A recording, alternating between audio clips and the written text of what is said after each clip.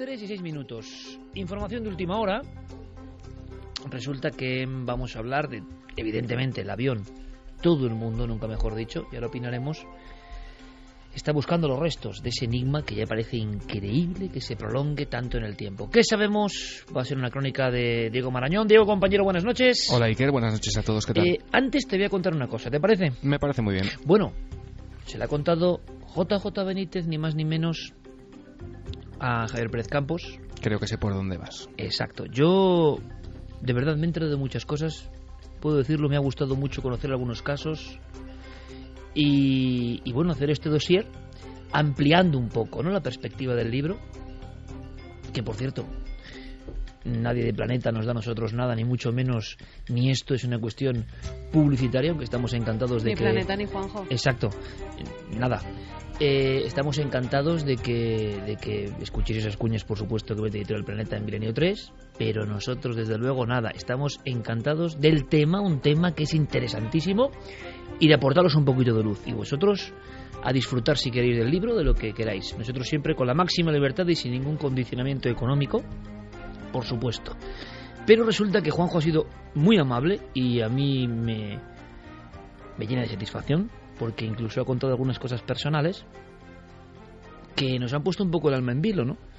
Porque Juanjo representa, yo creo, que el último gran investigador mítico que hay en este país, y nos hemos enterado vía Europa Press, si no me equivoco, de que ha sufrido un intento de secuestro en México. Claro, Javi, evidentemente había que preguntarle por eso.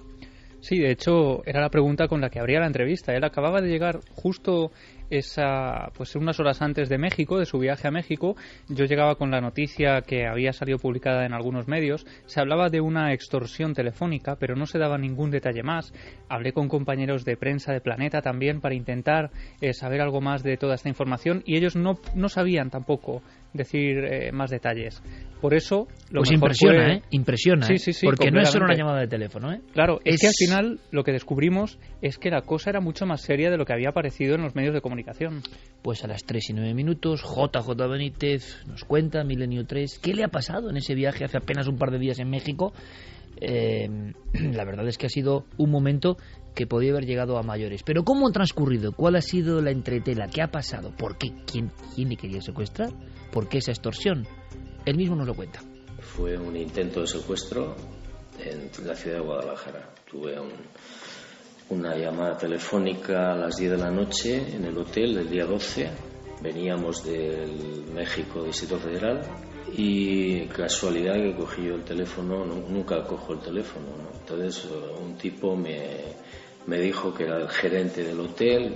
Yo lo creí, claro, y me instó a que hiciera las maletas y saliéramos del hotel por seguridad, porque, según dijo, había un operativo policial que estaba haciendo un registro del hotel buscando gente del crimen organizado. Entonces me pasó al comandante, supuesto comandante de la policía, y el tipo, ya muy agresivo, me empezó a decir que a ver cuál era mi número de celular y por qué no tenía celular, y bueno, una serie de historias que no me olieron bien, y colgué. Y efectivamente llamamos a la policía y no había ningún dispositivo de nada, pero había gente que estaba, por lo visto, pendiente en la ciudad de Guadalajara y en otro sitio.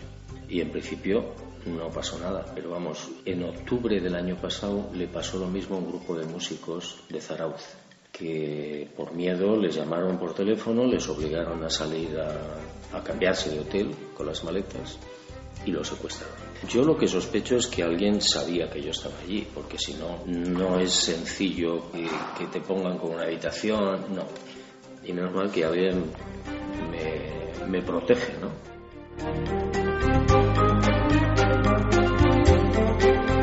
Gajes del oficio, compañeros, pero ¿cómo está el patio, eh? ¿Cómo está el patio en algunos países también, donde hay que andarse con mucho ojo, ¿verdad? Te llaman de abajo del hotel, que es el gerente, y no te lo crees, igual bajas.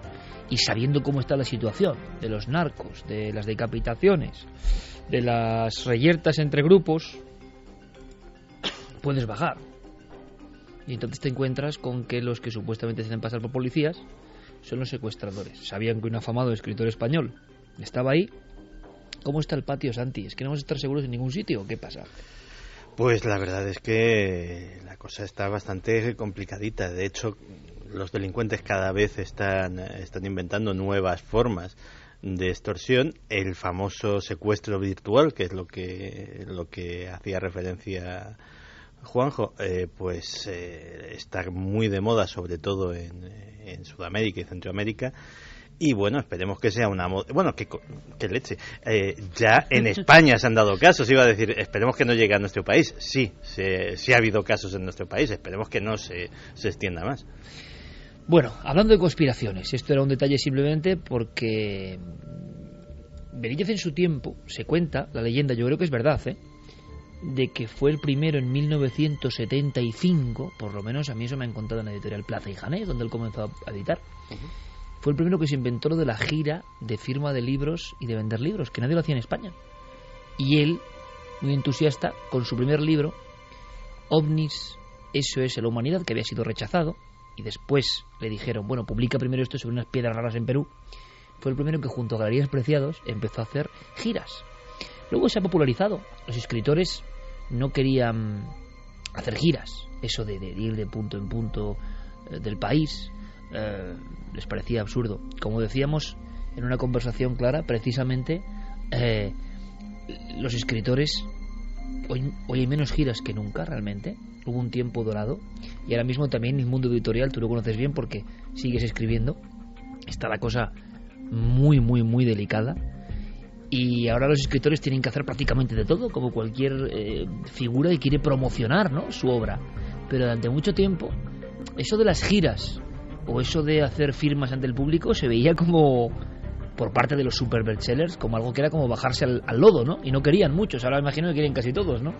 Claro, las cosas han cambiado bastante, ¿no? Y cosas que antes grandes figuras rechazaban, ¿no?, por considerarlo algo que no voy a perder mi tiempo en esto, ¿no? Por ejemplo, yo tengo que estar escribiendo o haciendo otras cosas y ahora pues se dan cuenta de lo importante que es el contacto con el público, algo que siempre hemos sabido, por ejemplo, por compañeros como Javier Sierra, que tiene esa doble visión del tema, ¿no? Por una parte él está como escritor y también ha estado detrás en los medios de comunicación y sabe un poco cómo funciona todo esto. Yo creo que nuestro compañero Javier Sierra, al que le mandamos un abrazo muy grande y un abrazo a su mamá, por cierto, un abrazo a la mamá de Javier Sierra muy muy muy muy grande, porque está en un trance operatorio y estoy seguro que va a ir todo muy bien. Así de toda la familia milenaria y su familia, pues le mandamos este gran abrazo. Pero Javier es un ejemplo clave de dedicarse al público, ¿no? Y de recorrer España y el mundo sabiendo que él tiene que ofrecer su producto también. Bueno, pues simplemente como aviso a navegantes, ¿no? Benítez fue el primero en España, que se sepa, que empezó con las giras de libros. Pero las giras, como hemos visto, tienen su peligro, su conspiración. Vamos ahora con otra conspiración, la que tiene a todo el mundo en vela. Yo creo, ¿nos parece, compañeros? Ya también es tanto el cansancio en los días que incluso parece que, no sé, que no es como las primeras jornadas, ¿no? Diego Marañón, compañero. Bueno, pues si quieres vamos a hacer un repaso, porque la verdad es que, como dices, el enigma sigue plantando cara. Recordarás, Iker, que el pasado sábado justo cerrábamos además Milenio 3 con la noticia que estaba divulgando la CNN de que agentes de policía se habían personado en los domicilios de los pilotos. Parecía que a partir de ciertos indicios, que por cierto no fueron divulgados, se les consideraba de algún modo responsables de la desaparición. Bueno, horas después el periódico británico Mail on Sunday revelaba que el piloto era supuestamente un fanático político que estaba apoyando obsesivamente al líder de la oposición de Malasia. Ya el lunes el presidente del Comité de Inteligencia del Congreso de Estados Unidos, el republicano Mike Rogers, declaraba a la CBS que la tesis más probable en ese punto ya era que el avión se encontrase en el fondo del Índico. 24 horas más tarde el New York Times publicaba que la ruta del avión pudo ser alterada por el sistema informático y el Daily Mail especulaba ese mismo día en sus titulares con la posibilidad de que la última frase del copiloto, ese famoso "de acuerdo, buenas noches" que ya comentábamos la semana pasada, pudiese encerrar un mensaje en clave o una especie de aviso de que algo no iba bien en la cabina. Por su parte, Andrew Brooks, que es analista aeroespacial, se preguntaba en declaraciones a la BBC dónde estaba la Fuerza Aérea de Malasia en esos momentos, teniendo en cuenta que desde el 11S las defensas aéreas de todo el mundo están en un permanente estado de alerta ante la posibilidad de un secuestro y que precisamente en Kuala Lumpur están las Torres Petronas, que en un caso de esas características serían un objetivo claro. Bueno, el miércoles la NBC divulgaba que el avión había cambiado de dirección 12 minutos antes de que el copiloto se comunicara por última vez con el control en tierra. El jueves amanecimos, Iker, con una de las claves de la semana. La ABC difundía que Australia había localizado en el Índico y gracias a imágenes por satélite un par de objetos que mostraban pues una especie de estructuras de hasta 24 metros de largo que podrían estar relacionadas con el vuelo desaparecido. El mal tiempo complicó muchísimo ese rastreo que se ha dado por finalizado hoy mismo sin ningún tipo de resultado. Tras 2 semanas y con un obvio desánimo cayendo ya a plomo sobre todo el asunto, ayer leíamos nuevas informaciones en los medios que apuntaban que si finalmente se encontrara el avión, si se diera esa posibilidad, sacar sus restos del Índico requeriría de una operación internacional de gran calibre, ya que la zona donde están buscando tiene una profundidad media de unos 4 kilómetros. Y para terminar, hoy mismo hemos conocido 2 noticias.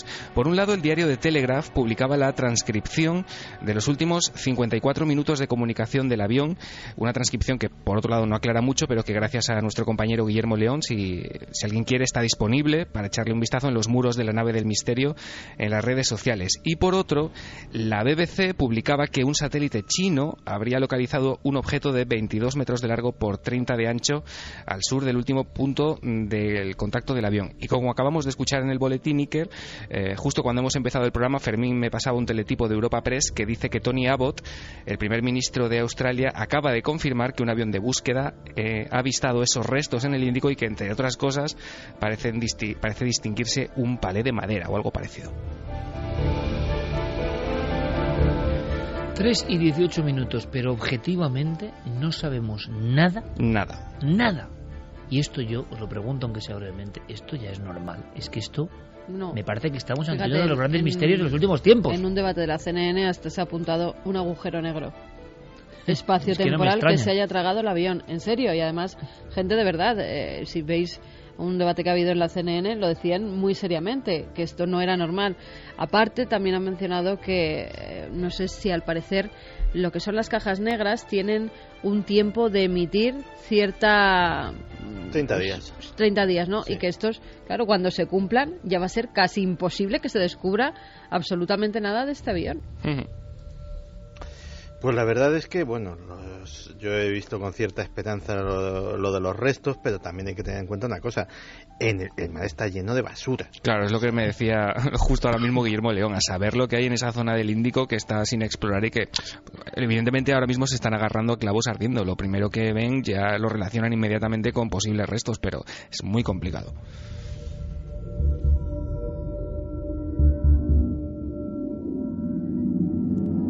Me estaba atragantando. Hablando de que hace 2 días también dijeron que habían descubierto... El tema del avión es tan impresionante que... El avión, y al final se dieron cuenta de que eran como grandes... no sé, algo que sueltan los barcos, de esto que llevan mercancías, que se hayan podido caer de algún contenedor o... Exactamente, contenedores gigantescos que pudieron ser confundidos por los satélites y que verdaderamente eran esos, pero que no era nada del avión. De un palé de madera... Tampoco yo sé si se asemeja a un fuselaje de avión, ¿no? Palé de madera. Se puede encontrar un palé de madera o unos contenedores y que no se pueda encontrar un avión.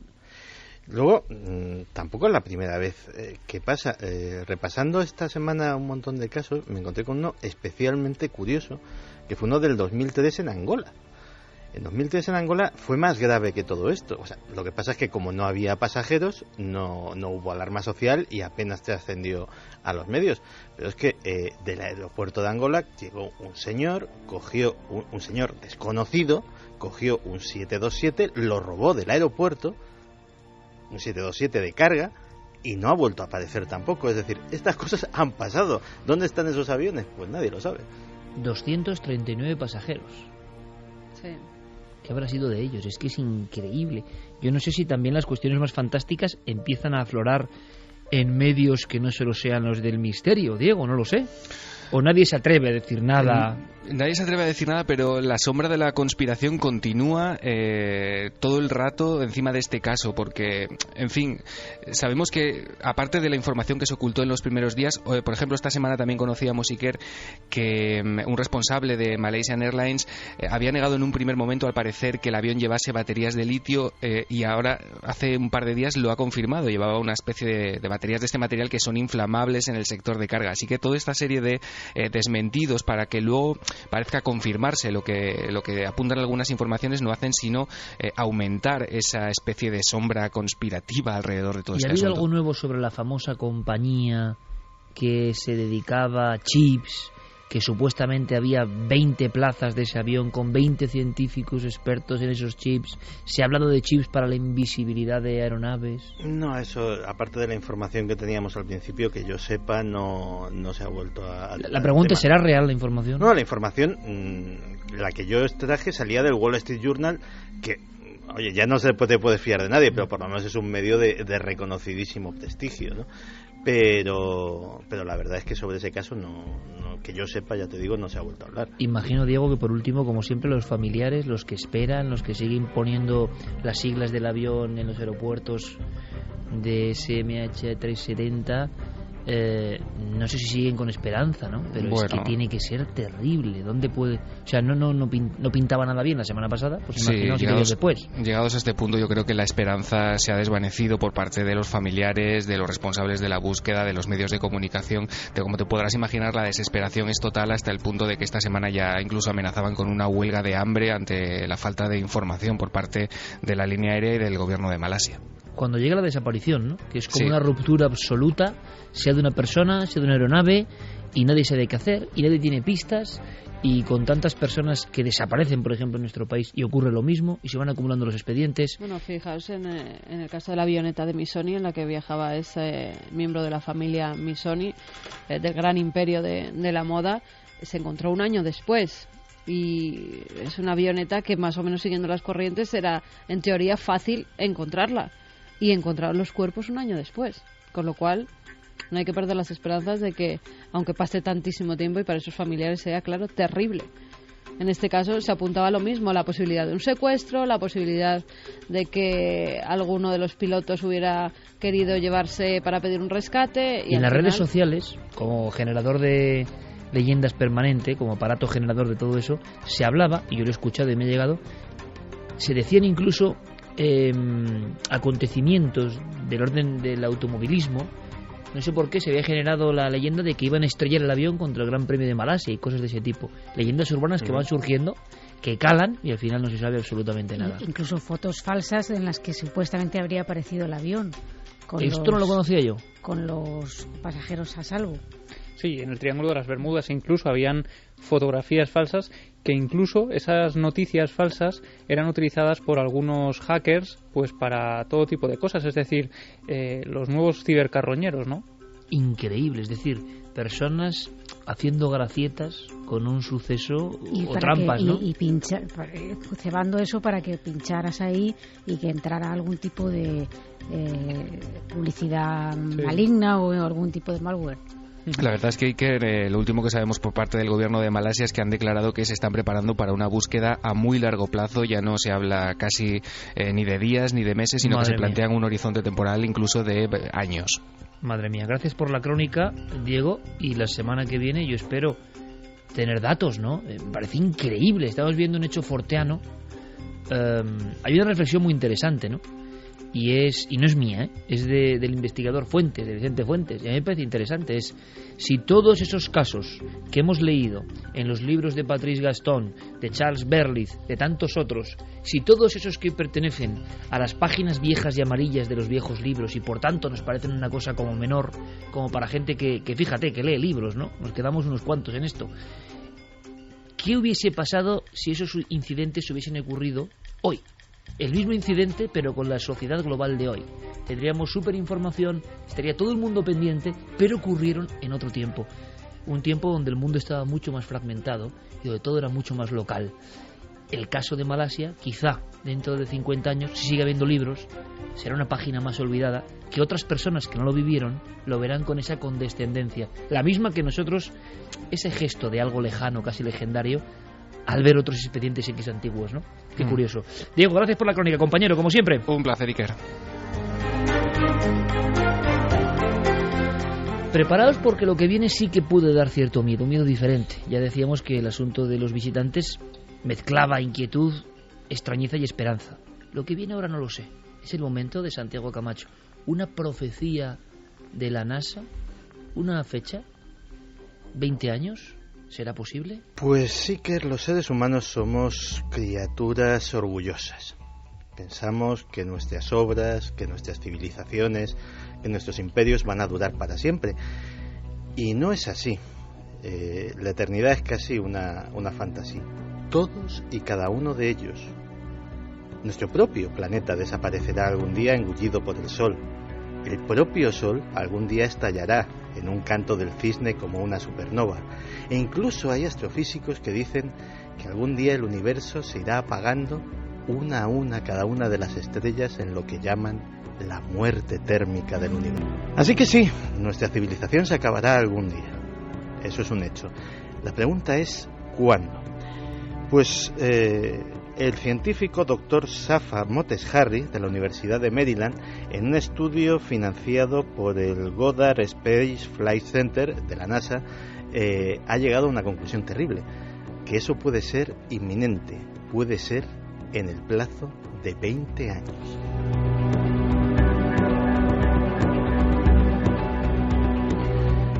Lo curioso es que él no hace sino ahondar en una serie de estudios que se llevan publicando desde hace 30 años. Hace 30 años ya había gente que decía que la civilización industrial como la conocemos está abocada indefectiblemente al colapso. Lo que ha hecho el doctor Moteshari es sencillamente hacer un modelo matemático para intentar predecir la evolución de ese colapso. Y de ahí ha venido esa conclusión. Claro, ahora, por ejemplo, la NASA está intentando desvincularse de ese estudio porque, quieras que no, es un tema que tiene ciertas implicaciones políticas. Estamos hablando del colapso de una civilización, del colapso de un sistema, el capitalista, y claro, la NASA se ha visto como ahí pillada y dicen, bueno, pues sí, nosotros colaboramos, dimos medios, tal, pero tampoco lo solicitamos, no era cosa nuestra.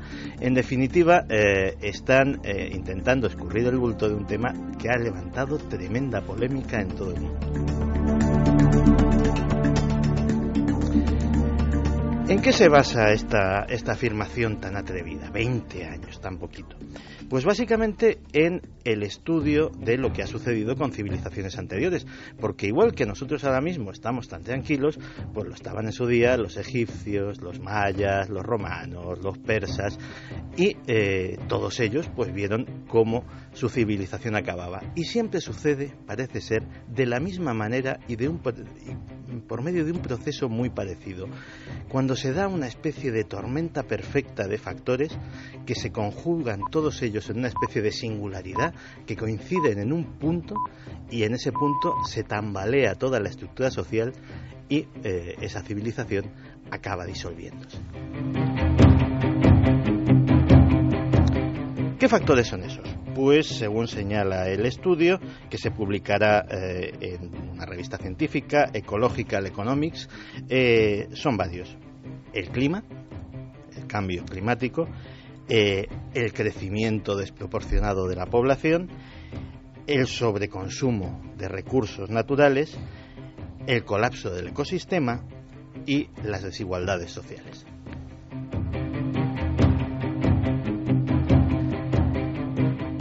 Ese ciclo ha sido absolutamente recurrente en todos los procesos en los que ha acabado una civilización. De hecho, señalaba que, por ejemplo, la civilización romana no acabó por culpa de los bárbaros. Los bárbaros entraron cuando la civilización romana empezó a decaer. Y generalmente, además, siempre hay una misma reacción por parte de las élites gobernantes. Entrar en negación.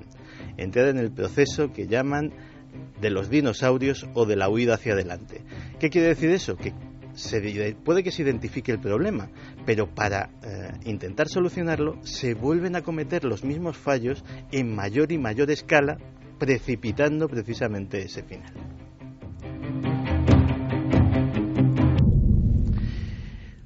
Uno de los factores que señala que es más crítico es lo que denomina el rendimiento decreciente de la complejidad. ¿Qué es esto? La sociedad se va haciendo cada vez más y más y más compleja. Cada vez hay más factores, cada vez es más complicado el mundo. Fíjate, en una tribu de cazadores-recolectores de hace miles de años, podía haber como mucho 10 roles sociales. Podía haber una mujer que cultivaba, una mujer que curtía las pieles, un hombre que cazaba, un hombre que era el chamán, y así hasta pocos desempeños. Ahora mismo hay 1 millón diferente de roles sociales diferentes que se pueden cumplir. Algunos de ellos no son productivos en absoluto. El tuyo y el mío, por ejemplo, Iker. Es decir, nosotros no producimos nada físico, no contribuimos en absoluto a producir alimento o a producir bienes. A nivel matemático somos bocas inútiles.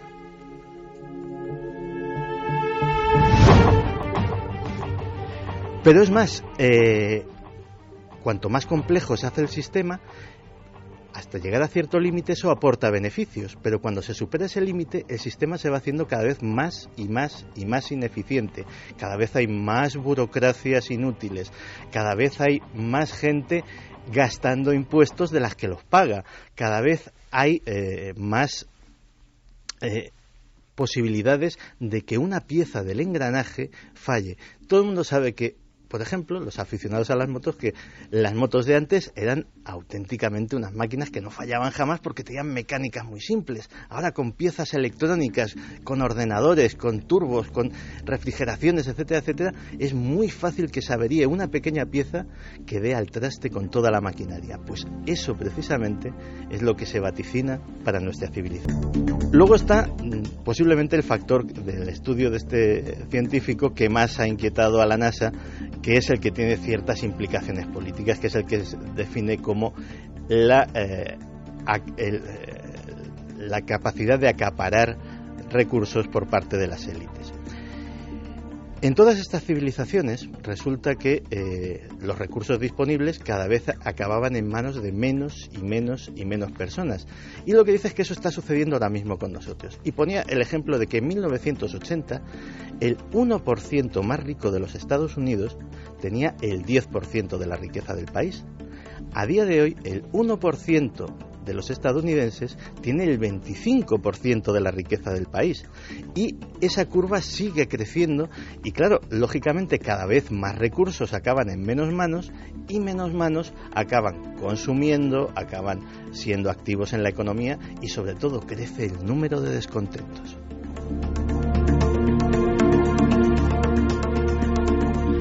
Luego además hay síntomas. La cultura entra en decadencia.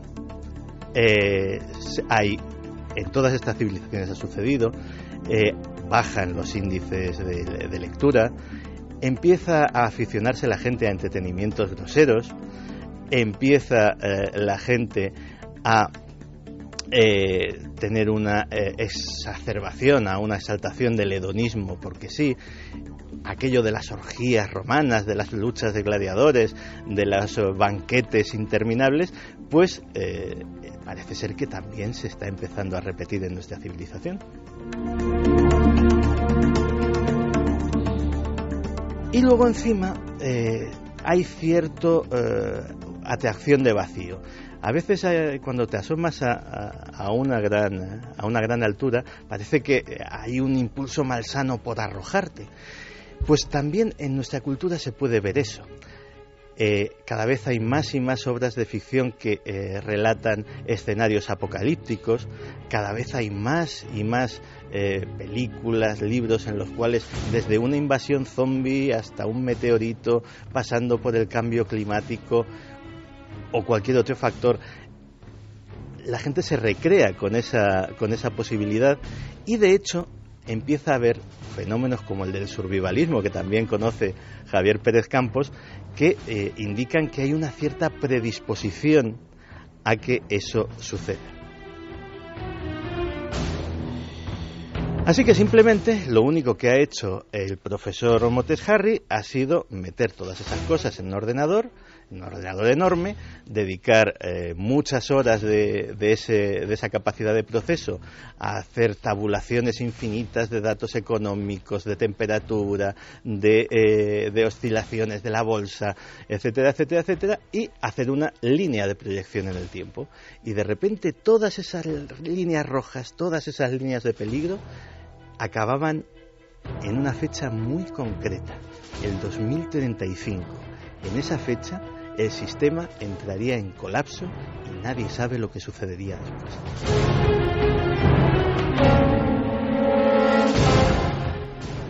Yo estaba escuchando muy atentamente, espero que la audiencia también, y veía una radiografía de cosas que ya están pasando, ¿no?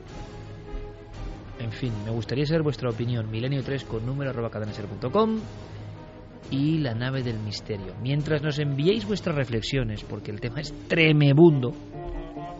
Hombre, siempre son profecías más o menos agoreras, por mucho que sea un bot, un ordenador.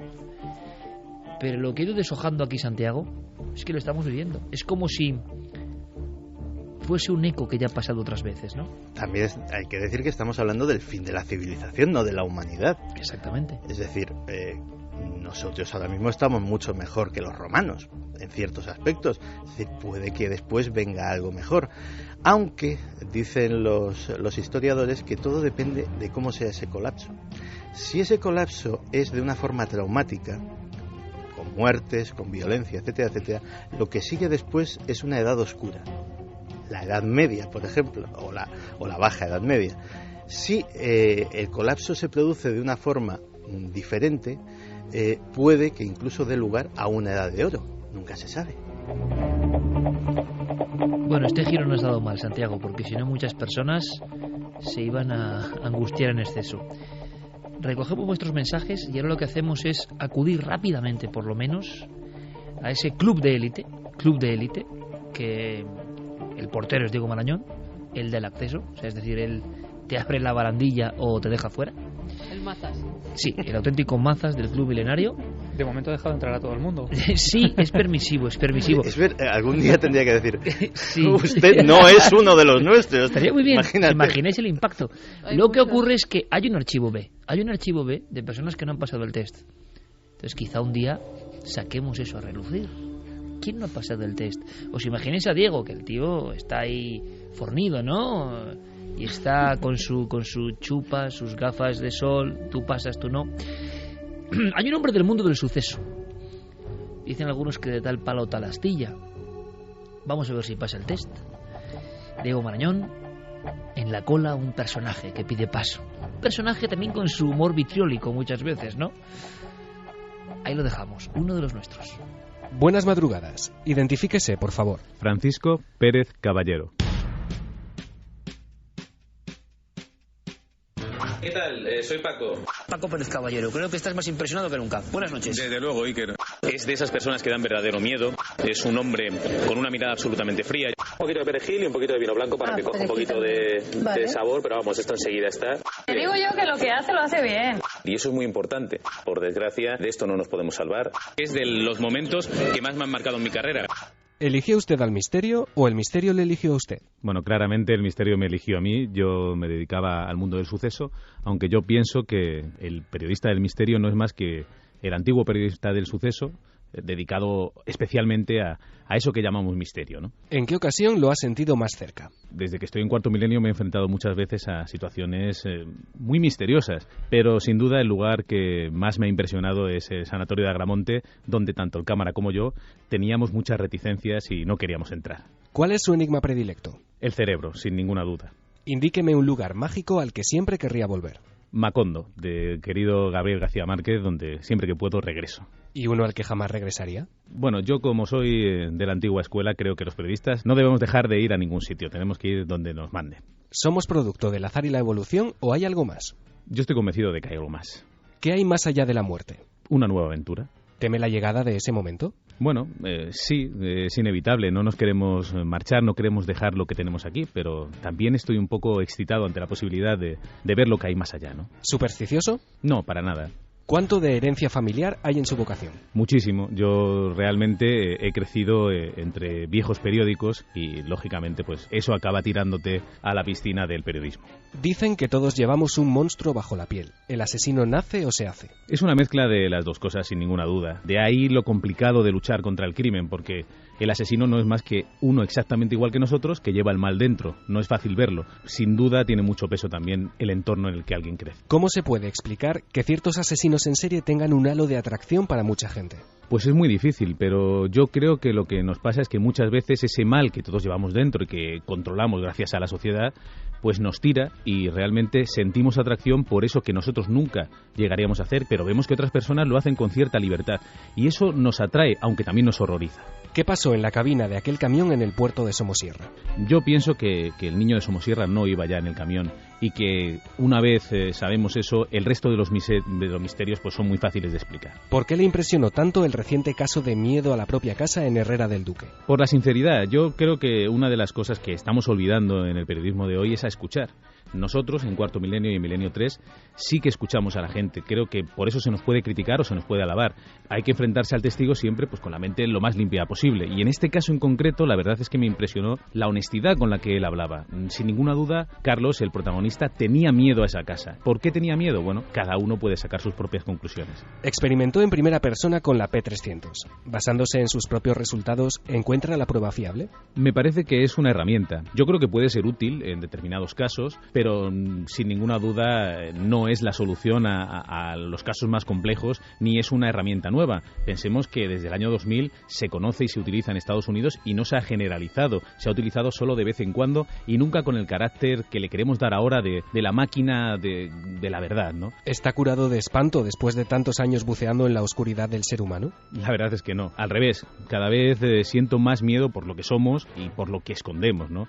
Acaba de ser padre. ¿Le quita eso más horas de sueño que los temas que investiga? Sí, sin duda. Lo que pasa es que, bueno, me las quita y muy agradablemente, ¿no? No renunciaría a eso por nada. Así que dormir ahora mismo es una cosa secundaria. ¿En qué cree Paco Pérez Caballero? Pues yo creo que hay una realidad que no nos cuentan. Creo que estamos demasiado acostumbrados a pensar que ya hemos llegado a saberlo todo.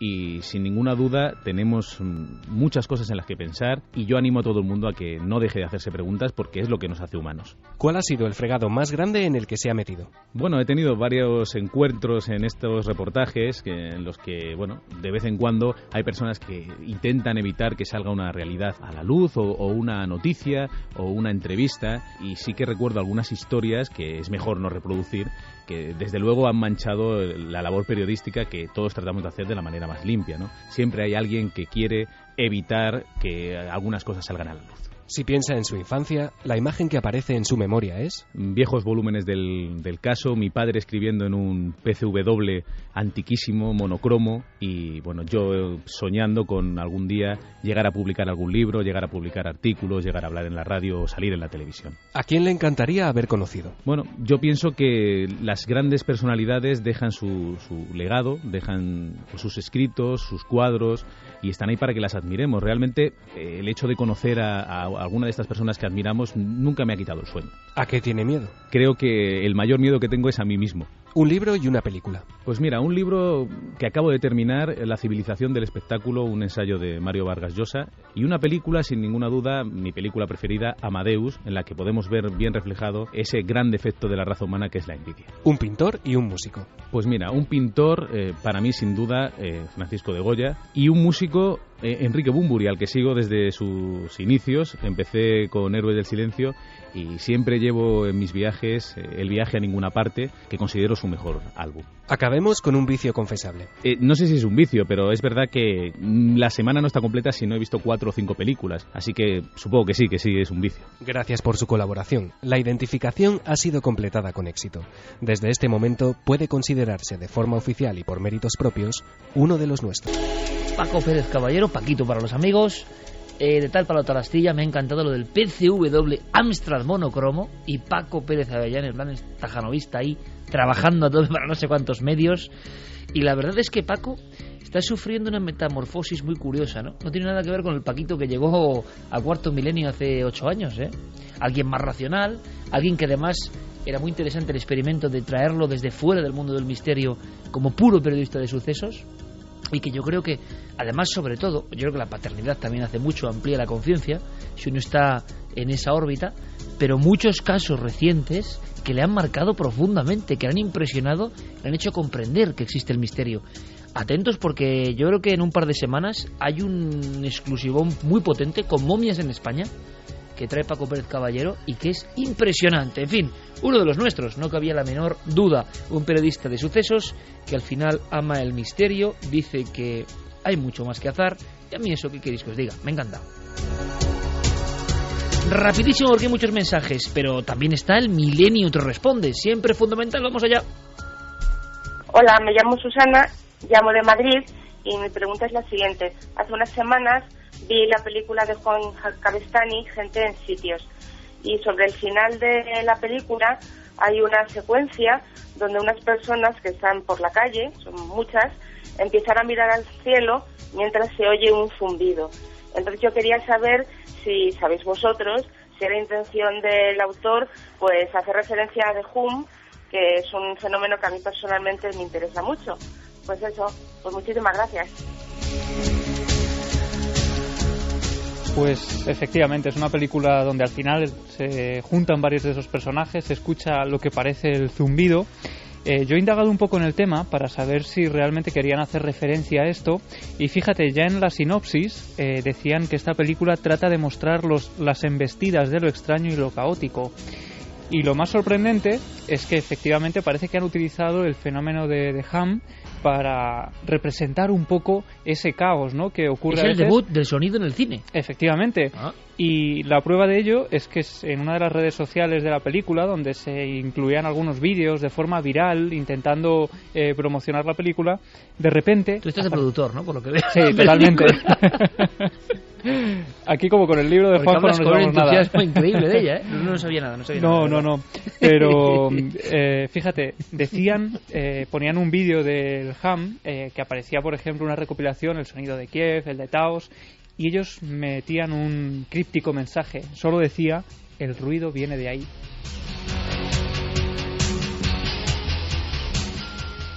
Hola, soy Sergio y mi pregunta va sobre Masaru Emoto, sobre el experimento del agua, las imágenes que hacían del agua congelada y sobre todo sobre el experimento del arroz. Quería saber si lo habíais probado y si había surgido efecto. Muchas gracias y un saludo. Y tanto que lo probamos en su día, ¿os acordáis? Con Alberto Granados. Se pudrió todo. Sí, pero yo creo que sí que había cierta diferencia ahora. Sí. A ojo de buen cubero. Más allá lo hizo David Zurdo, concretamente hizo también lo del agua, pero también lo del arroz, y se pudrió por igual. Por igual, ¿eh? Por igual. Aquí se quedó como una masa de moho y de... Habría que explicar... que era asqueroso, que él estaba por la redacción bailando. Que había dos bailando, o sea, bailaba bailando solo. directamente, le salieron patas. Que el asunto era decirle palabras hermosas y buena vibración. Sí, en la redacción muchas no a un bote de arroz y a otro exactamente igual, ¿no? Bueno, yo creo que lo de Masaru Emoto es interesante, pero tiene mucha crítica también, ¿eh? El asunto de las figuras en el agua, por ejemplo, con sintonías agradables, música de Mozart, el comportamiento de las moléculas del agua, aquello de si no es cierto, qué bonito sería, ¿no?, que fuese cierto, pero no sé yo, hay muchas críticas. No ha habido muchos trabajos nuevos que yo sepa de Emoto ahondando en eso, ¿no? Así que nuestra versión es de una enorme belleza, porque yo recuerdo a Goyo Iturregui, si no recuerdo mal, de invitado como representante un poco de Emoto en España, que vino a Cuarto Milenio, y es gente de un talante, pues esa gente, yo creo que bastante luminosa y bastante maja, agradable, que viven en un ambiente que no tiene nada que ver con la búsqueda de lo material, ¿no? Y que hablas con ellos y les ves con una enorme paz. Eso pasa con mucha gente. Bueno, que lo de Emoto sea verdad o no, yo creo que seguramente, aunque no sea exacto, ha ayudado a mucha gente a proyectarse hacia mundos mucho más luminosos, ¿no? Pero realmente sobre los experimentos concretos tenemos bastantes dudas. Hola milenarios, mi nombre es Rubén y llamo desde Santiago de Compostela. Quería preguntaros, en especial a Santi Camacho, sobre una droga llamada Crocodile, si es real o es una leyenda, sus efectos y si conocéis algún caso en España. Un saludo y felicidades por el programa. Creo que es una droga cuyas imágenes parecían de leyenda urbana porque eran devastadoras antes. Y en España, no lo sé. No, en España afortunadamente no ha habido casos, hay circunstancias por las cuales no las hay. El cocodrilo se da sobre todo en los países del este de Europa, en Rusia. Básicamente son zonas donde hay difícil acceso a las drogas convencionales y entonces los drogadictos empezaron a hacer sus propias recetas utilizando productos químicos y farmacéuticos que podían encontrar en cualquier tienda. Eso hacía una droga tremendamente potente, pero que tiene unos efectos secundarios devastadores. Muy parecidos a la lepra, para hacernos una idea. Es decir, se caen directamente, se pueden caer los dedos, se puede caer la nariz, hay unas llagas y unas ulceraciones tremendas, se va comiendo la carne, de ahí que se le llama el cocodrilo. Come carne también, porque las fotografías de quien ha probado esas drogas y son terribles, eso sí que es terrorífico. Yo no sabía que cocodrilo era porque te devoraba la carne. Claro, ese es y aquí no se ha dado porque, por una cosa muy sencilla, porque no es ningún secreto, España es la puerta de entrada de todas las drogas que entran en Europa, o de la gran mayoría.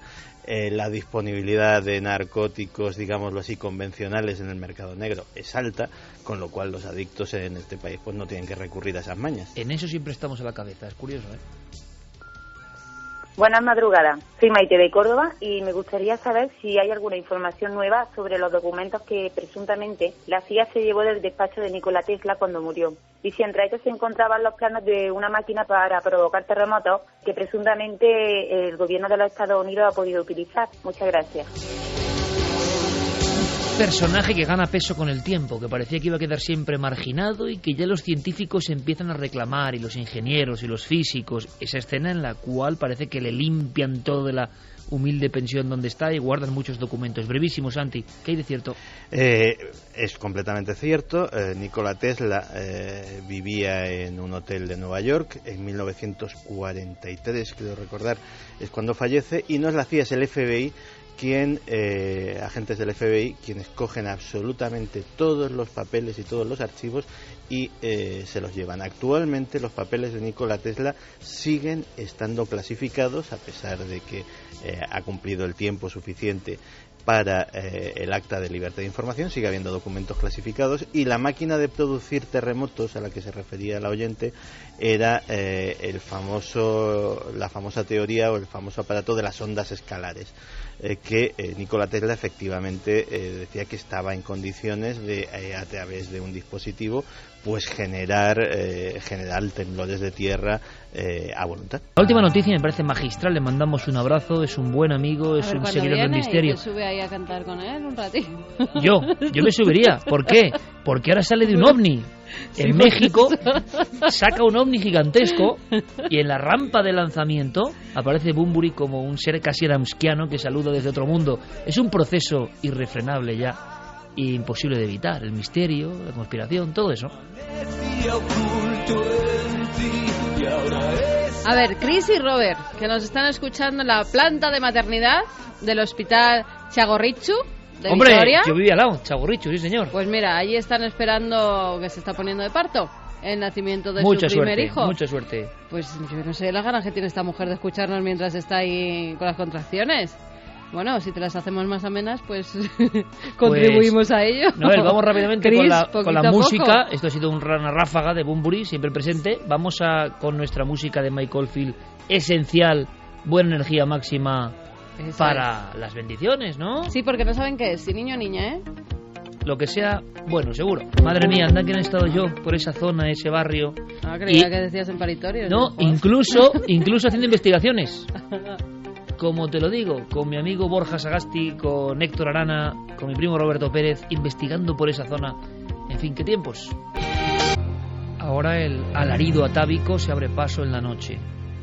Hablábamos de una madrugada de diferentes conceptos del miedo, de lo sobrenatural, de lo que realmente nos impacta, nos angustia, y ahora caminamos hacia la selva profunda del Perú, porque no hace siglos, no hace milenios, sino hace bien poco, hace escasos 5 años, aún no se han cumplido, ocurrió una de las historias más terroríficas que yo recuerdo.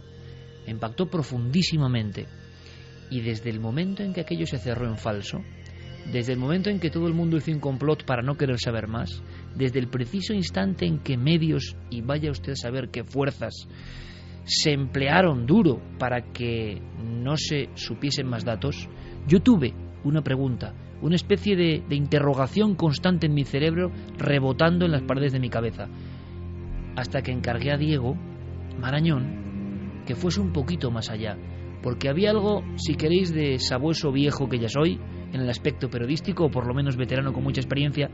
Algo aquí no huele bien. En esta historia tan terrorífica que supera cualquier ficción, en esta historia ancestral terrorífica, repito, se han dado códigos que son tan potentes, tan coherentes, que me extraña mucho que sea una mentira. Y durante 4 años y medio he seguido pensando que todo el mundo cerró un caso terrible en falso.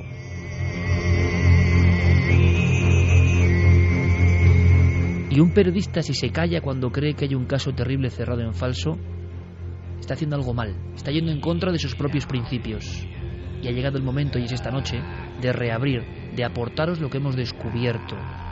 Y creo que el instinto periodístico en este caso nos daba la razón, nos guiaba por buen camino.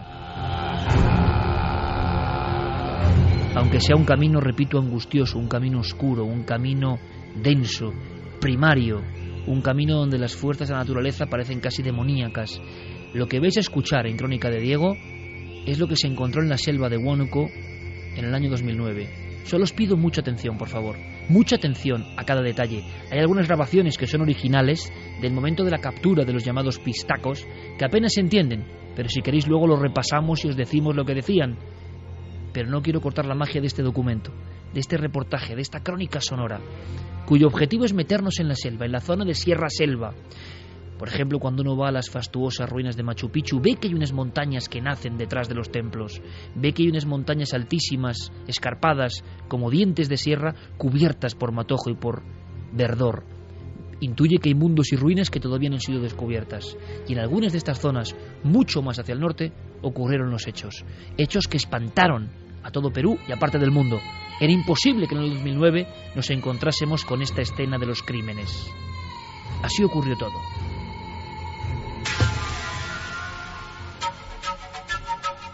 ...19 de noviembre de 2009... En los televisores de Perú parpadea la imagen de un rostro en medio de la selva. Su discurso es vago y entrecortado. El país, aún confuso, amanece con una única certeza, la de que algo grotesco, algo que va más allá de los límites de la comprensión, ha sido descubierto en medio de la selva de Huánuco. Y acá lo han en el río, lo ha armado el trípode y lo dejaron acá chorreando el cuerpo. Los dos.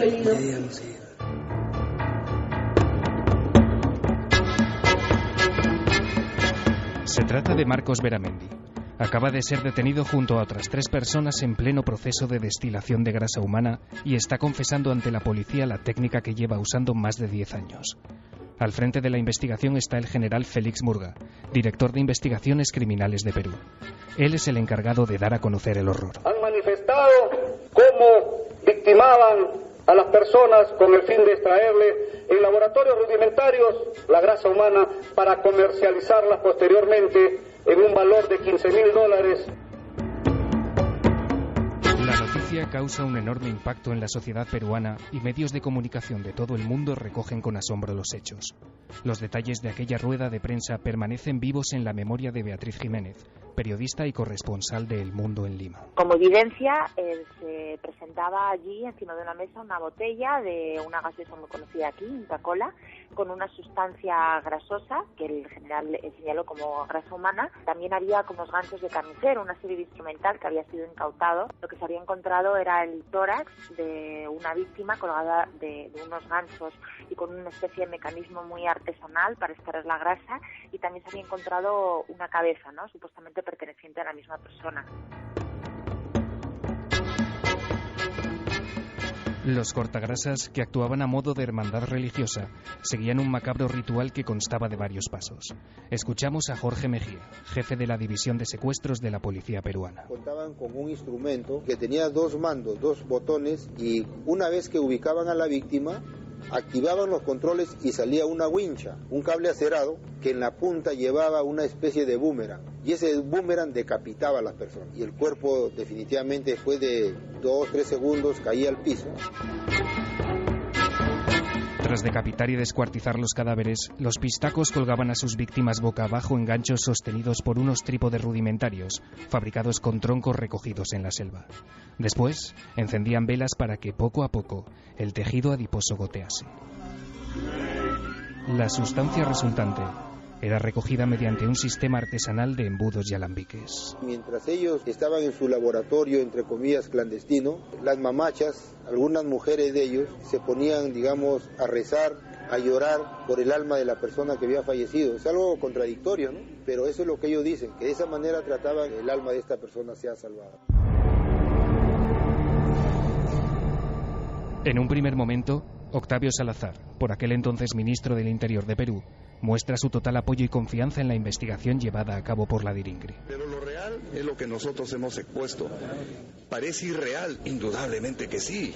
En pleno siglo XXI, que tengamos pues un tema de esta naturaleza. Es una situación compleja, difícil de creer, pero es la realidad. Sin embargo, está a punto de producirse un golpe de timón. El presidente de la región de Huánuco, Jorge Espinosa, entra en escena y califica la historia como una patraña.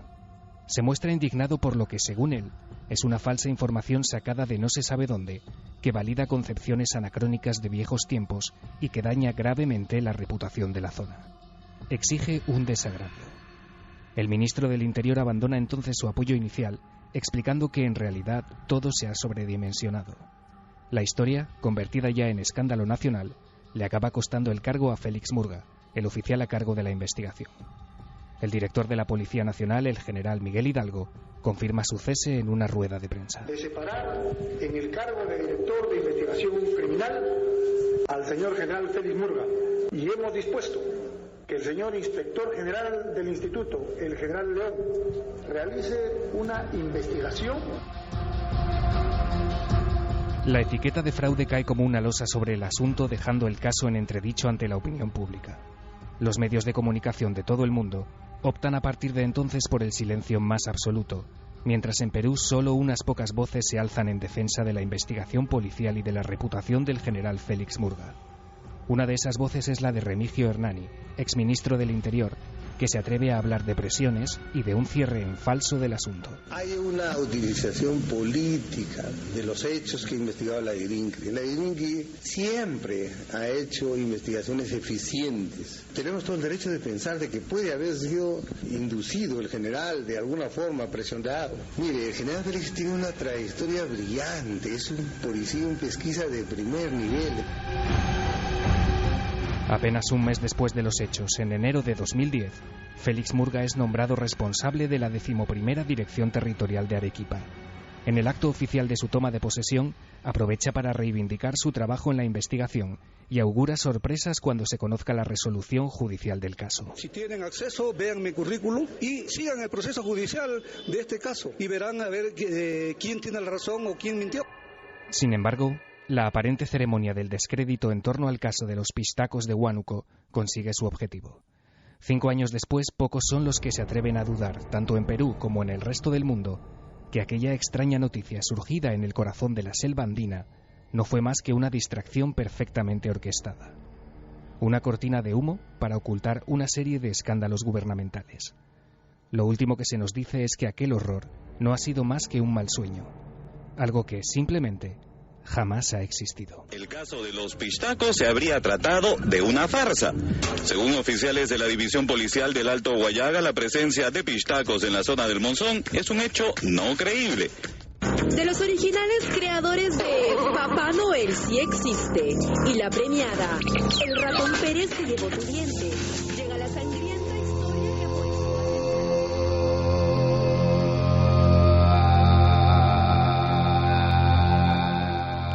3:17, crónica perfecta de esta historia. Los titulares, los informativos, los telediarios en Perú, todo fue una broma. Y así, y es casi comprensible, muchas familias de Lima o de otros lugares respiraron tranquilas. Esto, evidentemente, solo pasa en los cuentos de niños. Esto ha sido una simple pesadilla, una extraña invención.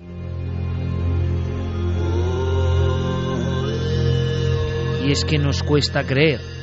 ¿Os imagináis, queridos amigos de Milenio 3, que vosotros mismos, porque ha ocurrido, sois unos excursionistas que vais por esa zona de sierra de selva o de ceja de selva, y de repente un sonido a vuestra espalda, la wincha, un extraño artefacto inventado por esta misma hermandad, ocultos entre la maleza, entre los matojos, unos seres que desde luego causan terror y espanto, ¿no? Solo imaginarlos.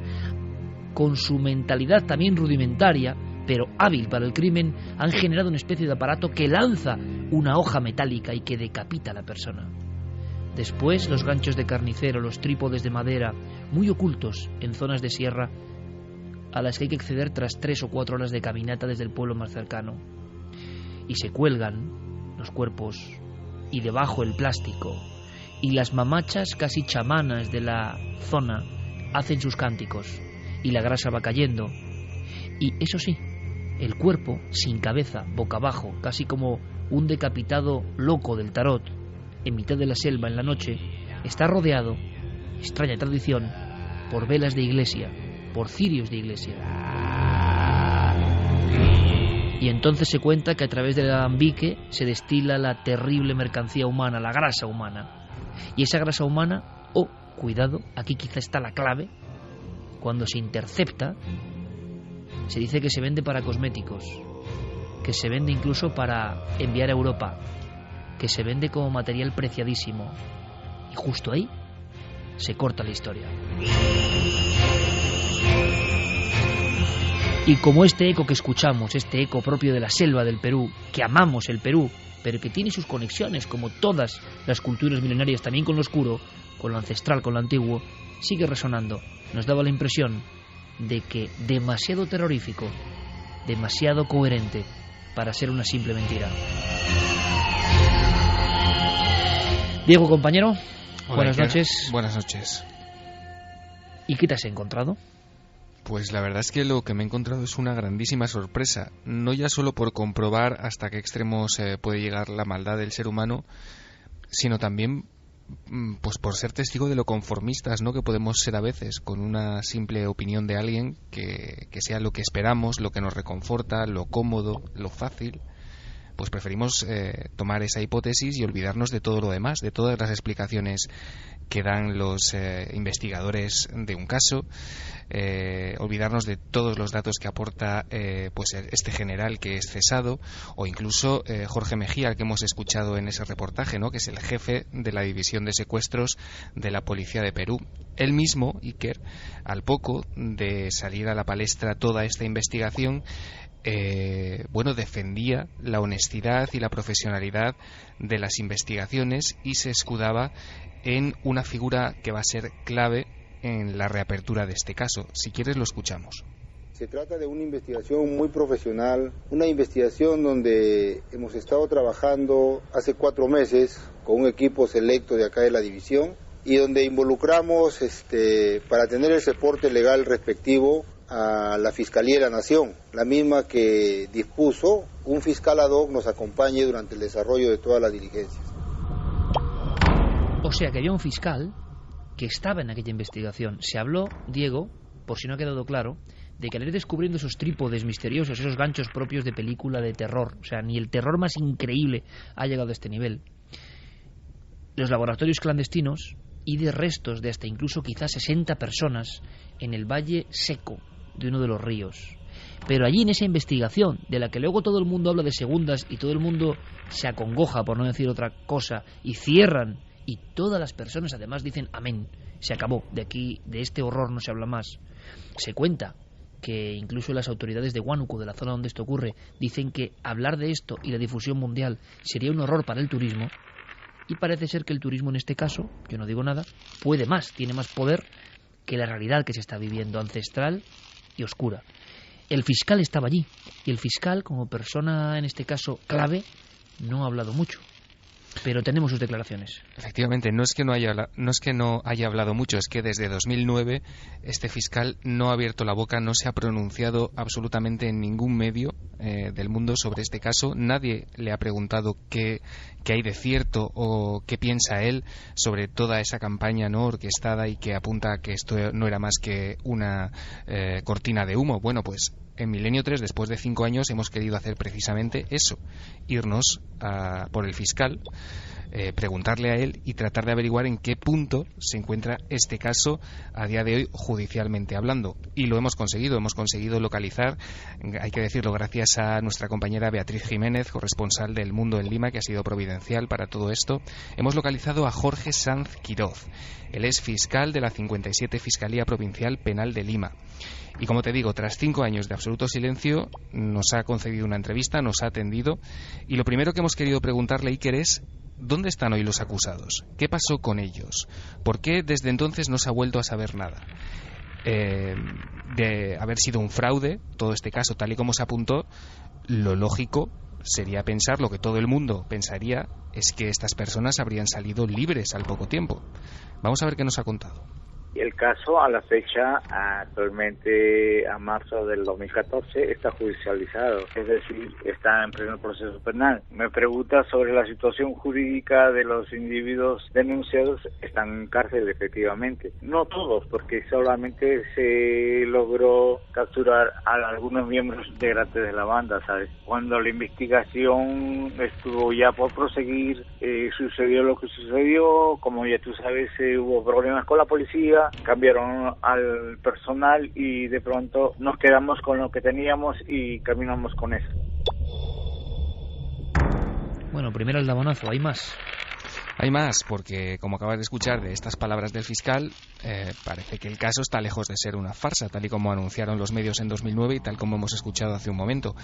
Lo que sí parece discutible, Iker, en este punto es el número de víctimas. Parece que no es seguro que fuesen 60, pero desde luego se confirma y existe y es oficial el modus operandi de toda esta organización que en efecto llevaba tiempo capturando a personas para extraerles su grasa con fines comerciales. Esto tal cual nos lo confirmaba el fiscal. Así como también la procedencia humana de aquella sustancia que apareció en los medios y que contenía la famosa botella. Sí, está confirmado y sí que tanto así el Poder Judicial ha cogido nuestra denuncia penal y se identificó inclusive a la presunta víctima. Total, es que estas personas aparentemente ya venían comercializando este tipo de grasa humana. Ahora bien, mucho en los medios se criticó respecto a la procedencia de la grasa humana. Te digo que a la sazón de la investigación, la grasa humana que se usaba no es aquella que de todo el cuerpo, sino de determinadas partes del cuerpo, donde hay más calidad de pureza, supuestamente en la región lumbar. Te lo digo en forma empírica de lo que salió en la investigación. También se criticó de que si es así, entonces la grasa de que viene de la liposucción también serviría para eso. Bueno, conversando con los técnicos al respecto, me manifestaron de que esa grasa al momento de entrar en contacto con la anestesia ya no servía. Lo cierto es que estas personas se capturaban, entre comillas, a gorditos y los usaban para estos fines, ¿no? 3:26, Fermín. Buenas noches, Iker.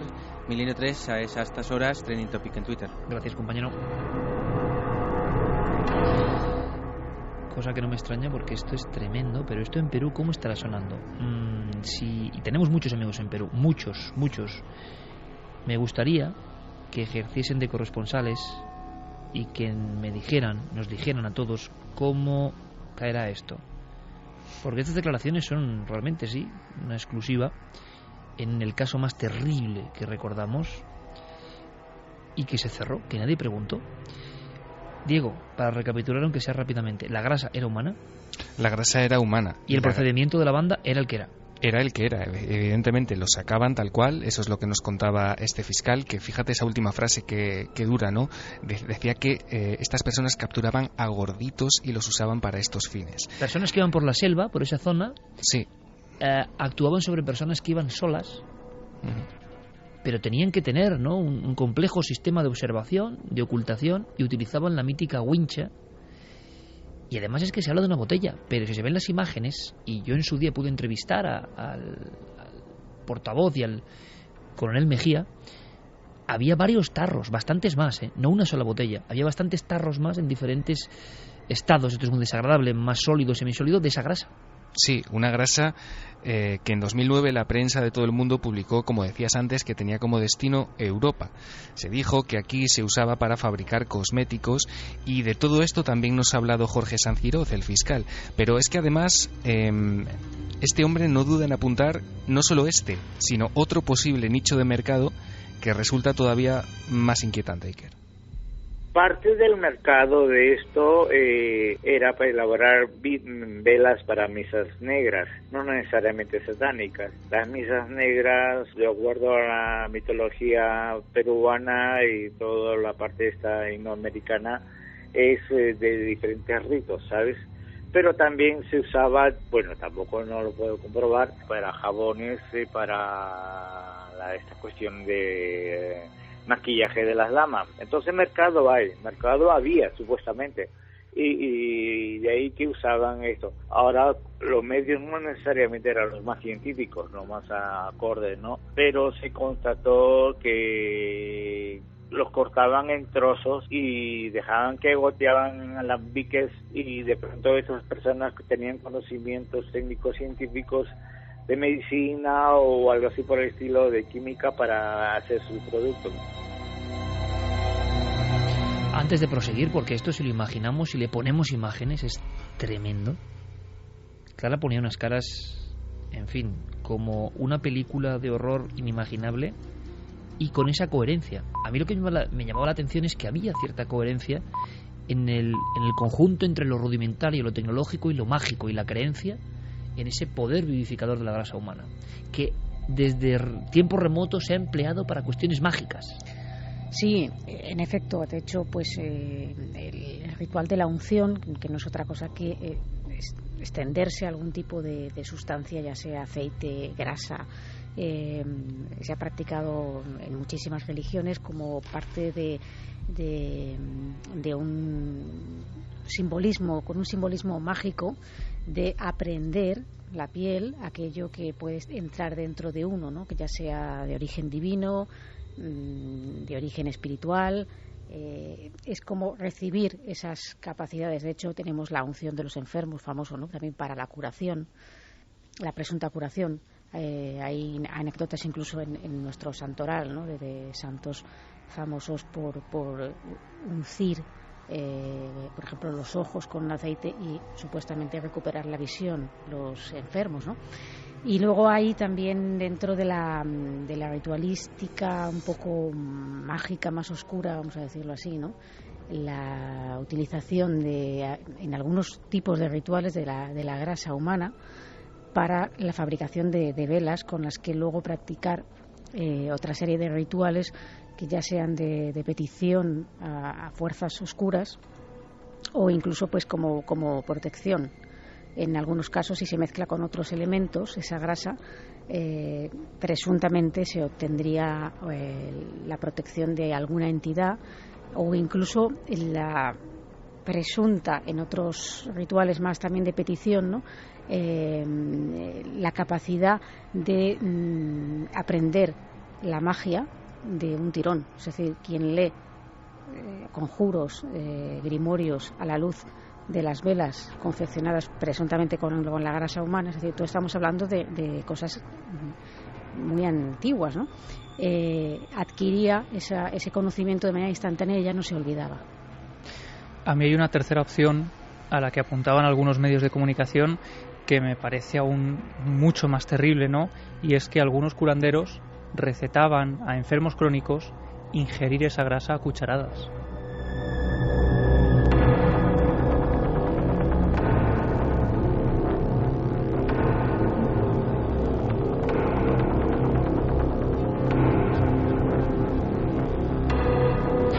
Y 32, ahora hablaremos de eso.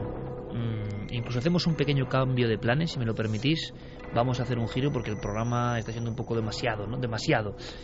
y a lo mejor es bueno terminar con una sonrisa clara y guardarnos un poco el archivo por la semana que viene, porque si no esto es tremebundo. Porque, Carmen, yo no sé cuáles serán las reacciones de los oyentes ante un caso que seguimos muy de cerca. Tú y yo hemos rondado, no por ese entorno concreto, pero sí por entornos de la misma ceja de selva, ese Perú ancestral donde esto es posible. Y sobre todo, a mí, y lo voy a contar, me impresionó. Yo es que vi esta novela, luego claro, era tan oscuro todo que no... Pero te lo cuenta un escritor de bestsellers de Crónica Negra, la escena de la aparición de estos cuerpos y lo que hay de fondo, y uno piensa, claro, qué gran novela negra, qué imaginación. Siempre la realidad supera cualquier imaginación. Pero os contaré una cosa que no sé si lo conté en su día, que me impresionó muchísimo. En aquel momento tan impactado con esta historia, me metí en foros de belleza, de mujeres de Perú, de Argentina, de Colombia. Observé un poco cómo ellas captaban la terrible noticia de que había unos cortagrasas, unas personas propias de la leyenda, sacamanteca realmente, pero que habían utilizado su método y lo habían perfeccionado hasta casi industrializarlo. Pensad bien lo que acabo de decir uno de los entrevistadores de Diego, del reportaje. Ellos se habían confeccionado una especie de mando con un viejo DVD, con la carcasa de un DVD, habían logrado con el botón de expulsión, o sea, es decir, hay una mentalidad ahí, lanzar un cable de acero que a veces decapitaba directamente, pero en ocasiones se veía reforzado, quizá dependiendo de la víctima solitaria que andaba por ahí, no lo sé, con una especie de wincha, que no es exactamente un boomerang, sino una hoja pues parecida a la de una hoz, pero afilada perfectamente. Eso, en cuanto te impacta a la altura del cuello, te deja cao. Luego a veces te remataban en el suelo. Después todo ese proceso. Pero en los foros, lo que yo veía, y esto lo voy a decir como lo leí, me impresionó. Había algunas mujeres que se veía que eran de la alta sociedad de esos países, del propio Perú, que decían, bueno, qué espanto esto de la grasa humana de personas. Ahora, a mí si de verdad dicen que es mágica y rejuvenece, yo la compraría la primera. Yo no sé, Carmen, si esto ha seguido, digamos, como mito, como leyenda. Se ha contado mucho de la cosmética y el empleo, incluso se ha dicho, yo imagino que son leyendas urbanas, ¿no? Incluso de determinados aspectos de la placenta, se ha hablado de bebés o de restos de abortos, se ha dicho, se ha comentado, y uno nunca sabe hasta qué punto es leyenda. Claro, cuando se cuenta con historias luego que nos intentan hacer tragar con ruedas de molino que son leyenda para que no nos asustemos, y luego resulta que son verdad, pues igual hay algo de esto, pero a mí, Carmen, me impresionó vivamente eso de las mujeres. Yo creo que de cierta edad y con ese temor a envejecer y con ese temor de encontrar siempre el producto milagro, que si les dicen que el chamán trae la grasa humana, estaban dispuestas a ponérsela. Sí, había mucha gente que decía no importarle el untarse esas cremas hechas con grasa humana. Pero bueno, en países donde precisamente las operaciones de estética son más baratas que en cualquier otro sitio. En Sudamérica va muchísima gente a operarse a esos países porque es mucho más barato que en España. Siempre ha habido un gran seguimiento de las cosméticas y se han dicho muchas cosas que luego pues nunca se han podido demostrar, y no se ha podido demostrar todavía que ninguna crema de las que las mujeres nos damos pues estén hechas con grasa humana. Que se podían estar haciendo ensayos en algunos laboratorios que al parecer era donde exportaban estos pistacos, esa grasa que vendían por $15,000 el litro, pues tampoco se pudo demostrar, porque en realidad no se sabía dónde iba a parar esa grasa, Iker. Que esa es una de las incógnitas, Diego, donde se para la historia, ¿no? Se habla de botellas, pero es que los pistacos atrapados que hemos visto, que no es que no eran premios Nobel ni mucho menos, eran gente de la ceja de selva que se dedicaba a esto y que estaba en un estado de primitivismo evidente. Bueno, pues ellos fueron los que dijeron que vendían esa grasa a extraños intermediarios que luego la llevaban a Europa, Diego. Sí, así fue, y además eso lo dijeron en las primeras declaraciones que tuvieron lugar tanto en el lugar de los hechos, en el de la detención, cuando prácticamente los pillaron con las manos en la masa, como en su primera declaración policial. Luego, algunos de ellos cambiaron su declaración y dijeron que habían sido, de alguna manera, pues coaccionados por la policía y historias similares. Pero lo que es curioso, Iker, es que durante las conversaciones que hemos mantenido tanto con el fiscal Sanz Quiroz, al que hemos escuchado, como con nuestra compañera Beatriz Jiménez, los dos nos hablaban y nos recalcaban, ¿no? Y hacían especial énfasis en el goteo de desapariciones que tienen lugar muy a menudo, continuamente, en esa zona de Perú. Desaparece gente y los cadáveres no siempre aparecen. Y fíjate, uno de los últimos casos que no se ha dado a conocer, que no ha trascendido en exceso a los medios de comunicación, ha tenido lugar hace solamente unos meses, el pasado mes de septiembre. Y no está relacionado exactamente con la leyenda de los pistacos, es decir, aquí no parece haber un tráfico de grasa, no parece haber descuartizamientos, pero sí que puede tener cierta relación, ya que comparte una especie de componente mágico, de ritual, de ofrenda a la tierra, ¿no? Y este caso lo hemos conocido, Iker, gracias a Cristian Ticona. Con él también hemos hablado. Cristian es periodista, él trabajó durante varios años como jefe de informaciones del diario La República de Perú, y él nos contaba este caso y nos lo contaba así.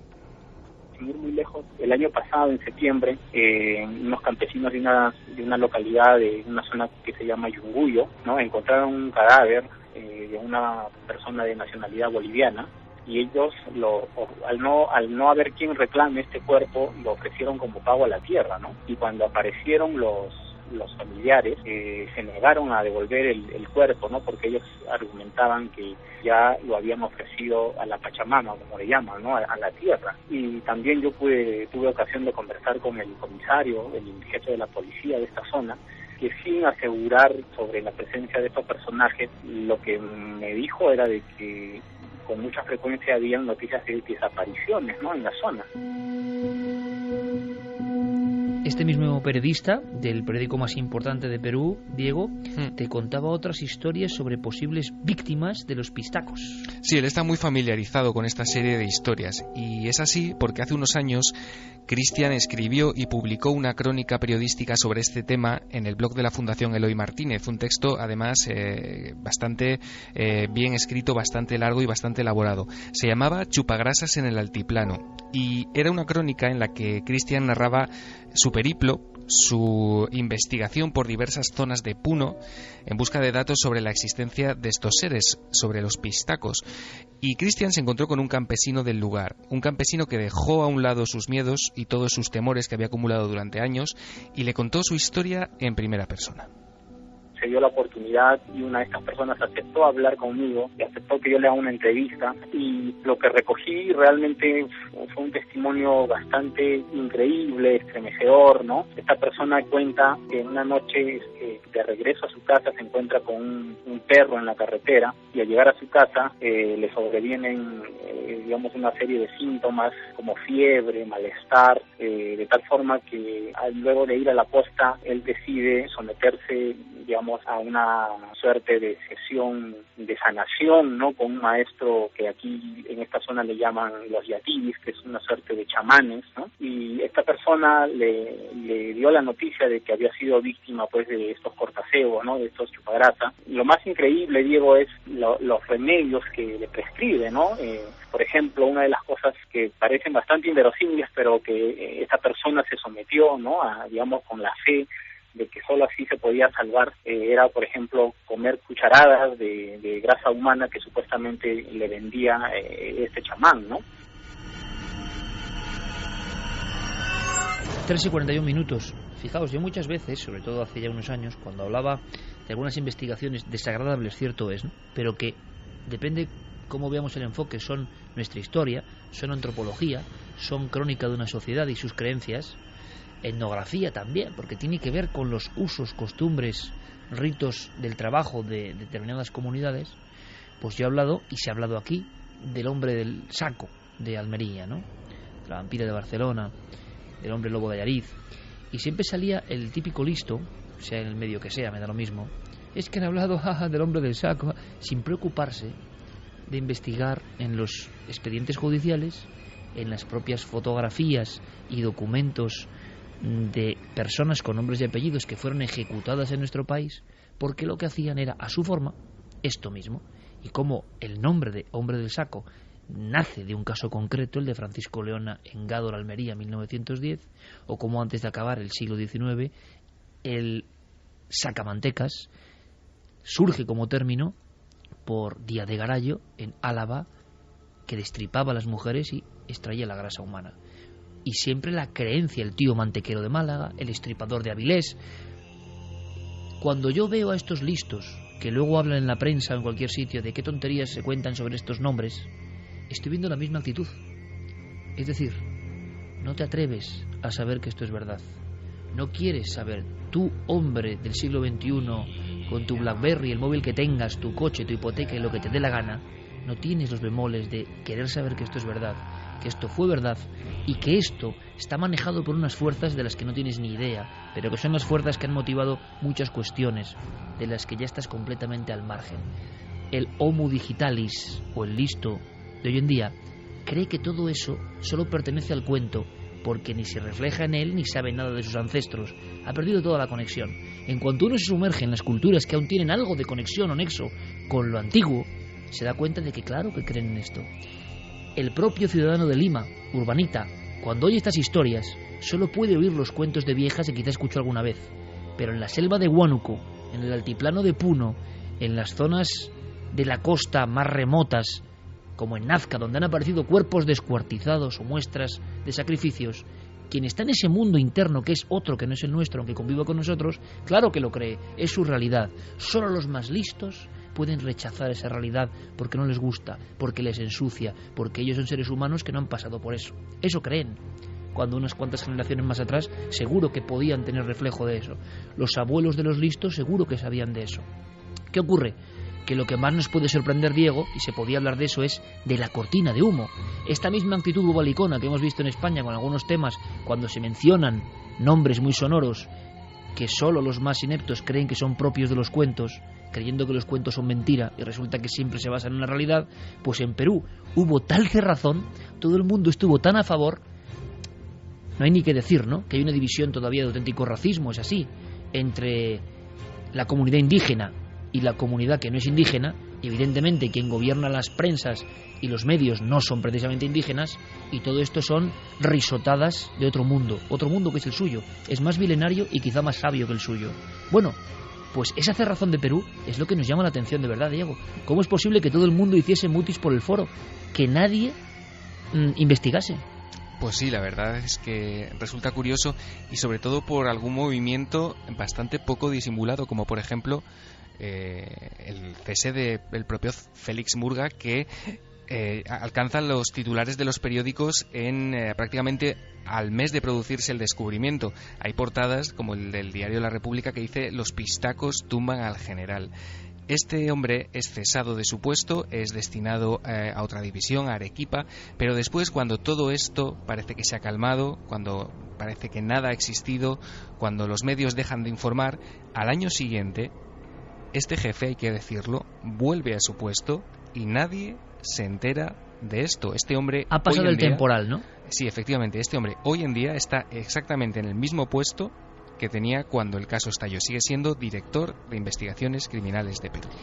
Clara, Javier, Carmen, cuando uno ve una cortina de humo tan perfectamente hecha y que nadie osó preguntar nada si había algo de verdad, hay unos tíos encarcelados, hay grasa humana, ya, pero nos han dicho que es un cuento, ponemos que es un cuento. ¿Cuántas nos tragaremos así? Incluso nosotros, que a lo mejor nos creemos como más adelantados. Bueno, a veces la cortina de humo puede surgir también o puede estar apoyada por el propio miedo de los indígenas, de la gente que vive en esos pueblos de la selva, que además, Iker, a nosotros quizá nos cuesta entenderlo o saberlo, pero ellos, hay mucha gente que no está empadronada, por así decirlo, no hay registro de su existencia. Por tanto, el hecho de que desaparezcan no queda tampoco constatado. Así que pudieron ser 60, como pudieron ser muchísimos más.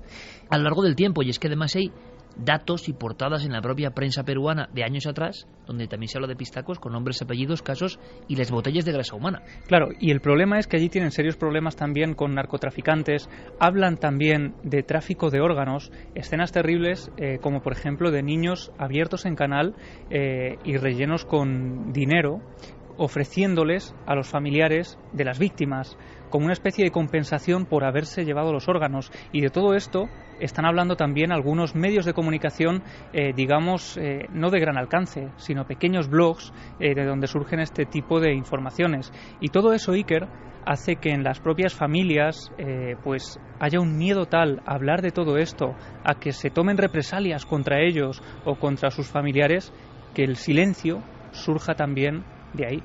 Carmen Clara, ¿cuántas podemos comernos como ruedas de molino ante cuestiones que simplemente se detienen, ya no se habla y se acabó? Pero esto yo creo que no ha sido una cortina de humo, que lo que ha sido es que todos estaban de acuerdo en que había que cerrar este tema, porque no interesaba para el país, porque es un país que la mayoría vive del turismo, y ante tales casos el turismo por miedo deja de ir, igual que dejan de ir a Egipto cuando se producen las revueltas.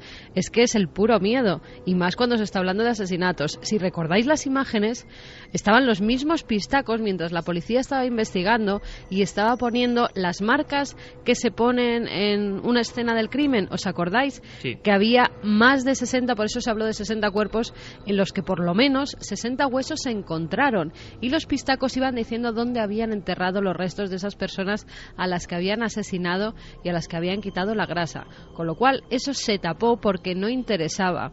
Se puso al policía durante un año, como decía Javi, en otro lugar, como decía Diego, perdón, en otro lugar, y de nuevo volvió a otro trabajo. Todo estaba planeado, Iker, por el gobierno, por la policía, para que esto se tapara, desapareciera y quedara como una mentira. Claro, pero esto puede estar ocurriendo ahora con otros muchos temas que, por ejemplo, nos interesan a los milenarios, ¿no? Pues sí, es muy posible que haya muchas cosas que no sepamos o que queden como, bueno, una leyenda urbana. Mira, el mismo hecho de ese artefacto fabricado es profeso, ¿no? con una especie de mando a distancia, sugiere, desde luego, una mentalidad aparte muy, muy sádica. También nos está hablando de que alguien maquina, es decir, no es algo que a un señor le pillan por ahí y bueno, se lo carga. Es decir, esto de que se hable de 60 personas, pues a lo mejor son 60 personas o incluso puede que más. Estamos hablando de zonas muy remotas, como me has explicado antes, hemos estado hablando de esto, ¿no? Y en lugares en los que, bueno, pues si tú desapareces, pero vete a buscarte, o sea, a ver si alguien te encuentra, ¿no? Entonces, todo esto sugiere una preparación, sugiere aparte de la ritualística, ¿no? Esta cosa esa extraña mezcla de una ritualística que existe, pero como si alguien, yo no sé, una mentalidad igual tremenda, o un visitante, enseñe esas mejoras en la tecnología, ¿no? Sí, y luego, por otra parte, esa mezcla ancestral con esas mujeres que rezan, ¿no? Y que un poco piden perdón al alma del difunto, al que acaban de asesinar. Y eso sugiere también una creencia, es decir, no solamente un móvil económico, que también, desde luego, lo puede haber, porque eso está también muy definido en cuanto a son zonas de mucha pobreza, ¿no? Y cosas que a nosotros nos parecen impensables o que no se nos pasarían por la cabeza jamás. Por eso es lo que llama la atención el horror, ¿no? de que esto pueda ser real, y a veces es preferible hacer ojos sordos, o oídos sordos, vamos a decirlo así, a historias tan horrendas, porque no queremos saber que eso está dentro de nos rodea, ¿no? Y que es parte también del ser humano. Pero esos rituales, en cierta forma, son como los de los huaqueros. Los huaqueros, cuando van a una tumba y la saquean, a la Pachamama y al propio muerto, le dejan también una especie de yo te robo a ti, pero te voy a dar algo a cambio. Le hacen una ofrenda. En este caso yo creo que es un poco parecido. Lo que pasa que con cadáveres, con personas a las que están asesinando. Esas mujeres rezan, pero saben que están haciendo un mal, pero van a conseguir un beneficio, que es un dinero. Los huaqueros es lo mismo. Los huaqueros están robando a los muertos y están vendiendo eso para sobrevivir, aunque saben que el mal de Huaca al final les va a afectar y a muchos va a acabar con su vida. Es curioso porque el mundo andino y el mundo de la selva y el mundo de Perú, que es un país, repito, que amamos, un crisol que hemos visitado en varias ocasiones, a diferencia de otros lugares, incluso en la propia Sudamérica, tiene un pasado milenario, más que milenario, de mitos, ritos, arqueología, creencias. Allí mismo en Lima, y tú sabes, Carmen, hay una librería que es como el paraíso para un loco como yo, donde puedes encontrar cualquier tipo de tratado universitario porque hay luego una gran ebullición de interpretaciones sociológicas, ¿no? Ahí, por ejemplo, está la sombra. La sombra de una tumba en Perú te puede enfermar. Si tú estás ante un mal muerto, hablo desde la creencia, pero fijaos qué colorido de creencia, ¿no? Es decir, qué cosmovisión tan amplia que nosotros ni entendemos.